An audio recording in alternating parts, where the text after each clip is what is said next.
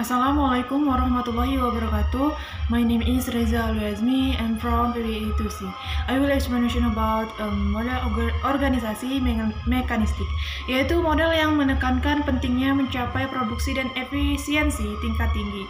Henry Fayol mengajukan sejumlah prinsip yang berkaitan dengan fungsi pimpinan untuk mengorganisasi, dan 4 diantaranya berhubungan dengan pemahaman model mekanistik, yaitu yang pertama, prinsip spesialisasi, yaitu merupakan sarana terbaik untuk mendaya gunakan tenaga individu dan kelompok. Yang kedua, prinsip kesatuan arah, yaitu semua pekerjaan harus dikelompokkan berdasarkan keahlian. Yang ketiga, prinsip wewenang dan tanggung jawab, yaitu manajer harus mendapat pendelegasian wewenang yang cukup untuk melaksanakan tanggung jawab yang dibebankan kepadanya. Yang keempat, prinsip rantai skalar, yaitu hasil alami dari melaksanakan ketiga prinsip sebelumnya adalah rantai tingkatan manajer dari peringkat wewenang paling tinggi sampai dengan peringkat paling rendah. Rantai skalar adalah jalur keseluruhan komunikasi vertikal dalam sebuah organisasi. Model mekanistik sangat efisien karena karakteristik strukturnya. Model ini sangat kompleks karena menekankan pada spesialisasi kerja, sangat disentralisasikan karena menekankan wewenang dan tanggung jawab, sangat formal karena menekankan fungsi sebagai dasar utama. Departementalisasi, karakteristik dan praktek organisasi ini mendasari model organisasi yang diterapkan secara luas. Namun, model mekanistik bukan satu-satunya model yang diterapkan. Yang kedua, model organisasi organik, yaitu menekankan pada pentingnya mencapai keadaptasian dan perkembangan tingkat tinggi. Desain organisasi ini kurang mengandalkan peraturan dan prosedur. Wewenang yang disentralisasikan atau spesialitas yang tinggi, karakteristik dan praktek organisasi yang mendasari model organik sama sekali berbeda dari karakteristik dan praktek yang mendasari model mekanistik. Perbedaan yang paling mencolok antara kedua model itu berasal dari kriteria keefektifan yang berbeda yang ingin diusahakan sebesar-besarnya oleh masing-masing model. Jika model mekanistik berusaha untuk mencapai efisiensi dan produksi secara maksimum, maka model organik berusaha untuk mencapai keluasan dan keadaptasian yang maksimum. Organisasi organik bersifat luas dan dapat beradaptasi dengan tuntutan perubahan lingkungan karena desain organisasinya mendorong untuk lebih mendayagunakan potensi manusia. Dalam pengertian umum, model ini lebih menekankan saling hubungan dan saling ketergantungan antara unsur-unsur organisasi yang bersifat sosial dan teknologi.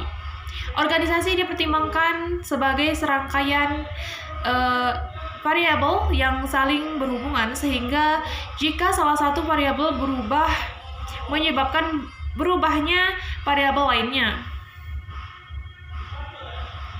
Kesesuaian gaya kepemimpinan pada organisasi mekanistik. Dari pembahasan mengenai ciri dan karakteristik organisasi mekanistik di atas, gaya kepemimpinan yang cocok dengan tipe organisasi tersebut yaitu gaya kepemimpinan otokratik dan kepemimpinan delegasi. Tipe kepemimpinan otokratik, tipe kepemimpinan ini menempatkan kekuasaan di tangan satu orang. Pemimpin bertindak sebagai penguasa tunggal. Kedudukan dan tugas anak buah semata-mata hanya sebagai pelaksana keputusan, perintah, dan bahkan kehendak pimpinan. Pimpinan memandang dirinya lebih dari segala hal dibandingkan bawahannya. Kemampuan bawahan selalu dipandang rendah sehingga dianggap tidak mampu berbuat sesuatu tanpa diperintah.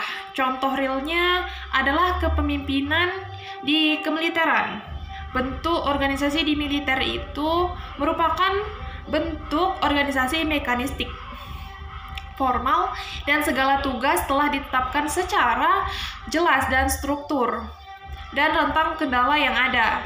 Tipe gaya kepemimpinan yang cocok pada jenis organisasi ini adalah tipe otokratik, di mana puncak pimpinan memegang kendali penuh atas perintah dan bawahan hanya sebagai pelaksana perintah tanpa bisa memberikan pendapat. Yang kedua, tipe kepemimpinan actuating. Perilaku pemimpin ini rendah dukungan dan tinggi pengarahan atas tugas yang diberikan kepada bawahan. Bawahanlah yang memiliki kontrol untuk memutuskan tentang bagaimana cara pelaksanaan tugas. Pemimpin memberikan kesempatan yang luas bagi bawahan untuk melaksanakan pertunjukan mereka sendiri karena mereka memiliki kemampuan dan keyakinan untuk memikul tanggung jawab dalam pengarahan perilaku mereka sendiri. Gaya kepemimpinan actuating banyak terdapat pada struktural pemerintahan. Di Bappenas contohnya, seorang deputi dalam melaksanakan tugasnya lebih banyak mendelegasikan kepada direktur-direktur sesuai bidangnya. Deputi tersebut tidak mengetahui secara detail program-program apa saja yang dilakukan oleh para direkturnya. Deputi tersebut hanya memperoleh laporan secara umum atas program yang telah dilakukan. Kesesuaian gaya kepemimpinan pada organisasi organik. Dari pembahasan mengenai ciri dan karakteristik organisasi organik, maka gaya kepemimpinan yang cocok diterapkan pada tipe organisasi ini adalah gaya kepemimpinan kendali bebas, gaya kepemimpinan partisipasi. Yang satu, gaya kepemimpinan kendali bebas. Tipe kepemimpinan ini merupakan kebalikan dari tipe kepemimpinan otoriter, kepemimpinan berkedudukan sebagai simbol. Kepemimpinan dijalankan dengan memberikan kebebasan penuh pada orang yang dipimpin dalam mengambil keputusan dan melakukan kegiatan menurut kehendak dan kepentingan masing-masing, baik secara perorangan maupun kelompok kecil. Pemimpin hanya memfungsikan dirinya sebagai penasihat. Yang kedua, gaya kepemimpinan partisipasi. Pemimpin dengan gaya kepemimpinan partisipasi lebih menekankan pada dukungan tetapi rendah pengarahan karena posisi kontrol atas pemecahan masalah dan pembuatan keputusan dipegang secara bergantian. Pemimpin dan pengikut saling tukar-menukar ide dalam pemecahan masalah dan pembuatan keputusan. Tanggung jawab pemecahan masalah dan pembuatan keputusan sebagai besar berada pada pihak pengikut. Apa itu struktur organisasi modern? Struktur organisasi modern tidak memiliki pengaturan kekuasaan hierarkis dari atas ke bawah. Juga disebut sebagai struktur organisasi kontemporer. Ini menghilangkan batas departemen antara karyawan dan membuat mereka mengerjakan proyek bersama dalam mengejar tujuan bisnis. Maybe that's all. Karyawan yang mengerjakan proyek menerima persyaratan dan tujuan produktivitas tetapi memiliki kekuatan untuk menentukan sendiri cara terbaik untuk menyelesaikan proyek. Biasanya struktur ini mempromosikan berbagai keterampilan dan sumber daya di seluruh organisasi untuk mencapai tujuannya. Contoh struktur organisasi modern meliputi struktur organisasi matriks. Saat mengikuti struktur ini, organisasi masih memiliki departemen, tetapi membuat grup proyek yang menyertakan karyawan dari berbagai departemen. Karyawan yang bekerja dalam struktur ini mungkin memiliki dua penyelia seseorang, manajer proyek dan seorang manajer fungsional atau departemen. Struktur organisasi datar, organisasi menghilangkan lapisan manajemen menengah antara karyawan dan eksekutif, sehingga struktur ini cocok untuk perusahaan kecil atau perusahaan rintisan tahap awal.